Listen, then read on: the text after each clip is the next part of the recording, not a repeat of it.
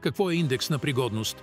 Система за оценка на кандидатите за народни представители чрез тестове за интегритет, лоялност и интелигентност.